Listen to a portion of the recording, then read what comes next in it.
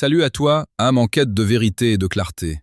Tu es là, peut-être le cœur lourd, l'esprit tourmenté par un silence assourdissant. Ce silence qui pèse, ce silence radio qui vous sépare de celle qui fut, ou qui est encore, l'objet de vos pensées les plus profondes. On t'a peut-être dit de ne rien faire, d'attendre, de la laisser revenir. Mais l'attente passive est un poison pour l'âme et un stratagème qui trop souvent mène à l'oubli.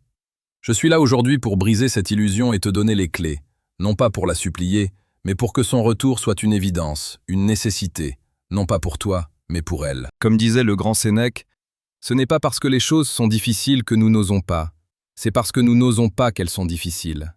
Et dans ce jeu complexe des relations humaines, de la séduction, du cœur, oser ne signifie pas courir après, mais se tenir droit, fort, et savoir quand et comment agir avec une précision chirurgicale, avec une intelligence émotionnelle aiguisée. Aujourd'hui, nous allons parler de psychologie féminine.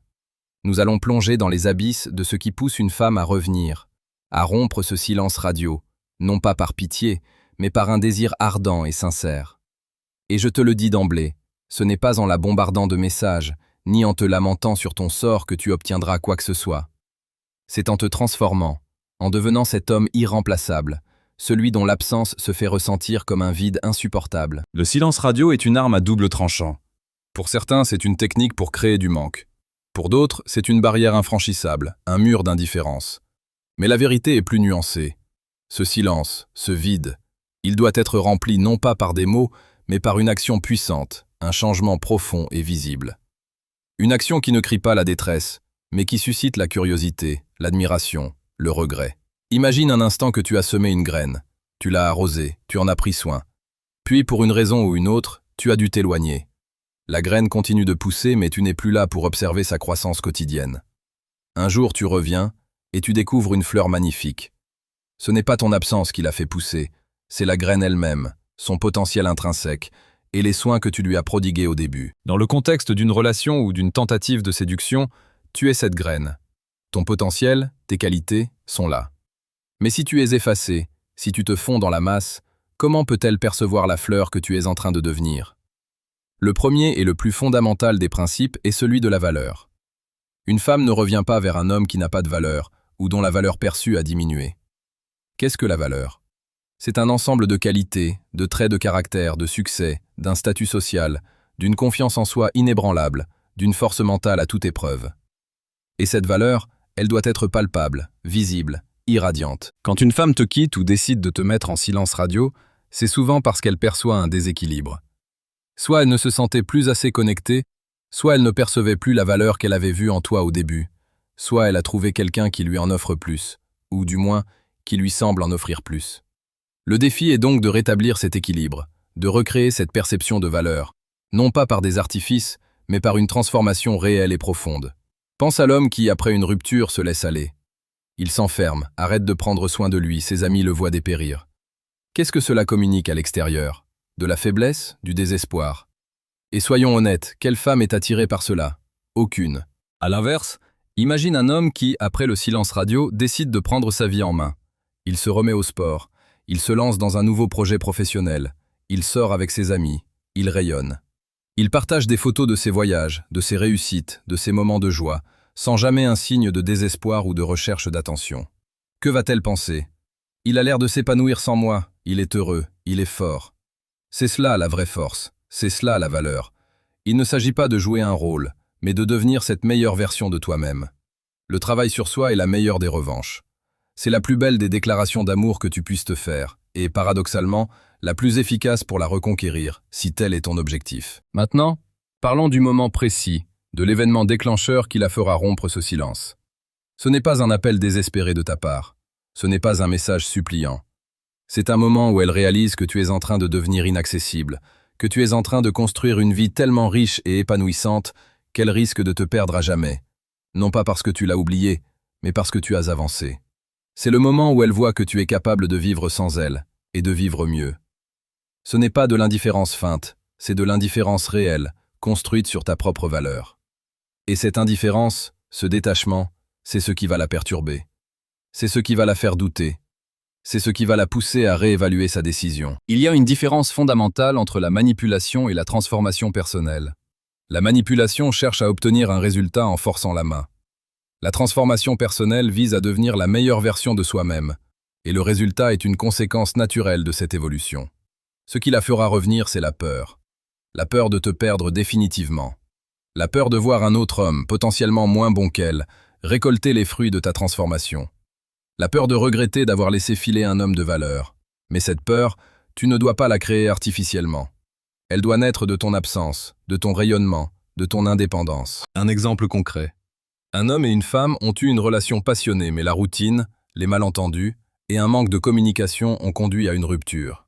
La femme, frustrée, a décidé de rompre tout contact. L'homme, dévasté au début, a décidé de ne pas la harceler. Au lieu de cela, il a pris du recul. Il s'est recentré sur ses passions, ses amis. Il a repris des cours de salsa qu'il avait toujours voulu faire. Il a commencé à poster des photos de ses soirées dansantes, de ses voyages, de ses rires avec de nouvelles personnes. Pas de messages ciblés, pas de tentative d'attirer son attention. Juste une vie pleine et authentique. Quelques mois plus tard, la femme, par curiosité ou par le biais d'amis communs, a vu ses publications. Elle a vu un homme joyeux, épanoui, entouré. Pas un homme en souffrance, mais un homme qui avait retrouvé sa lumière. Et cette image, cette vision d'un homme qui avait avancé sans elle, a semé le doute. Le silence radio a alors été rompu, non pas par lui, mais par elle. Un simple message. « J'ai l'impression que tu vas bien, ça fait plaisir à voir. » Ce n'était pas une invitation à revenir, mais une porte entr'ouverte, un signal qu'elle te regardait. C'est exactement ce scénario que nous visons. Le silence radio doit être rompu parce que tu es devenu si fascinant, si désirable, si indépendant, que son propre bien-être émotionnel est mis en péril par ton absence. Elle réalise ce qu'elle a perdu, non pas par tes plaintes, mais par la preuve éclatante de ta nouvelle vie. Il est essentiel de comprendre que la psychologie féminine est complexe et multifacette. Elle est souvent guidée par des émotions profondes, des besoins de sécurité, de reconnaissance, de passion et de connexion.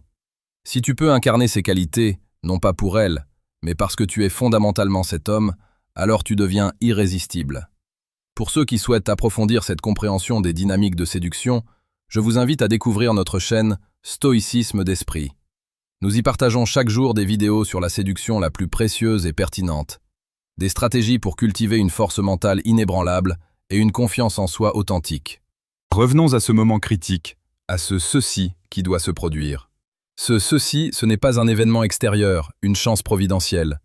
Ce ceci, c'est la manifestation visible de ta transformation.